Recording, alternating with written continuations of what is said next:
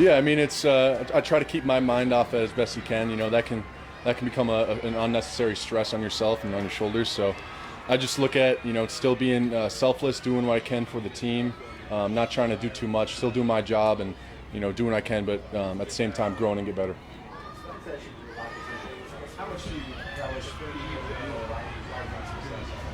Yeah, I mean, with Spags, you got to pay the cheese tax, man. It's you got to work hard. You got full effort. You got to, you know, make plays in different positions. So with him, like being able to line up anywhere and him asking you to do that, it's a really big privilege. And, you know, talking with him now, it's, you know, just trying to extend it more and more, and, you know, open up you know, my game as much as possible. You know, you're pretty emotional after the Super Bowl. How much does that game motivate you for the season? You know, it was hard. Obviously, we were extremely privileged and blessed, and to be able to do what we did. But it's the same thing with the Super Bowl win. You know, the last offseason, it's like that was great, but we got to learn from where we messed up and get better from there. And losing is obviously a lot worse feeling and extreme. And all of us hate losing more than we love winning. So we're taking more and more as much as we can from what we did wrong, but you know, just building on it, flushing the emotions out of it. We're at the point where you get, like, the emotions are flushed out, and now it's all about just getting better. How long did it take to flush those emotions out and get over that loss? You know, for me personally, I can't speak for anybody, but you know, I was kind of moping around all off season a little bit. You know, once we got in the building again, I'm like, all right, you know, it's time to turn the page and, you know, work on something new here. You feel like that you use as motivation now? Oh, for sure. Yeah, for sure. I don't like feeling with that. Like, obviously, you know, we're gonna work regardless how we feel, but we're gonna use that feeling and know, like, okay, we can get where we want to be, but we also have to understand, like, what it feels like to, you know, come that close, but, you know, lose like that.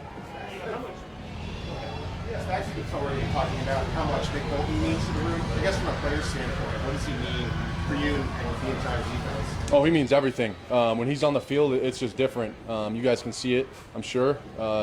He just, not only his play, his leadership, his loud, bold communication, just his positivity. Like, you go down the list of what a leader is, and, you know, everything. It's like Nick Bolton checks the box. So it's just, it gives a boost, and, like, it boosts morale to the whole team and makes everybody play better around him. How much pride do you take in special teams and this success that you've had on special teams? Yeah, no, it's huge. Obviously, I'm not, you know, every down linebacker for the most part. You know, I got a certain percentage of snaps, and obviously looking to extend that. But, you know, I want to play what I'm playing. I want to be the best of what I can be. Whether it's, you know, punt, kickoff return, Sam linebacker, filling in for Buck, you know, whatever it is. Like, we got a good, like, core unit of guys that have been here now on special teams that are leaders, and, you know, we're looking to be better and better. And obviously we got Coach Tobe, who's a legend. So just continue to climb the mountain. You mentioned wanting to extend the number of snaps by 10%. What do you do during the offseason as far as trying to do that? You know, it's just working with different coaches, taking techniques that I've learned, you know, from the guys on the team, different specialists and stuff like that. Continue to not only, you know, lift and condition. You got to think about it like, all right, there's a whole other side of things. You got to actually, you know, work on the skills that you feel uncomfortable with and get that repetition down so you're more comfortable in those positions. Leo, you talked about Moby Leo. What does a Moby Leo look like after the Super Bowl, and how'd you get over it? Yeah, I mean, it was a little dramatic. I'm not sitting there like hanging my head, like I'm still working.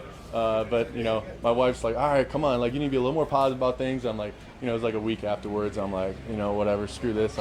It makes you, like, pissed off at yourself too. Like, I don't like feeling like this. I don't like looking like this to my wife, my family. I'm like, all right, let's, you know, that's another motivation. Yeah. Thanks, Leo. All right, thank you.